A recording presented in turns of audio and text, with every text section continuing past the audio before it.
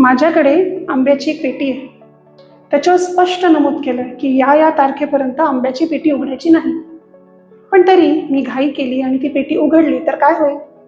मला हवं असलेलं फळ कच्चा असेल आणि माझ्या मनाप्रमाणे मला मिळणार नाही. पण मी थोडा पेशन्स ठेवला आणि मग उघडलं तर तोच फळ मला प्रचंड गोड, रसरशीत आणि महत्त्वाचं म्हणजे समाधान देणारं मिळेल. आपल्या इन्व्हेस्टमेंटच्या बाबतीत पण आपण असंच करतो ना. परिणाम बघण्याच्या घाईत पेशन्स विसरतो. मग आपल्याला हवं असलेले रिटर्न्स मिळत नाही. थोडं पेशन्स ठेवला, थोडं सातत्य दाखवलं आणि महत्त्वाचं म्हणजे योग्य वेळ येऊ दिली तर आपल्याला हवे असलेले रिटर्न्स आपल्याला मिळतील. आंब्यासाठी जसे थांबलो तसे रिटर्न्ससाठी थोडंसं थांबलो तर हवं तसं गोड परिणाम आपल्याला मिळेल. थोडं पेशन्स ठेवा आणि परिणाम तुमच्या मनासारखं मिळेल.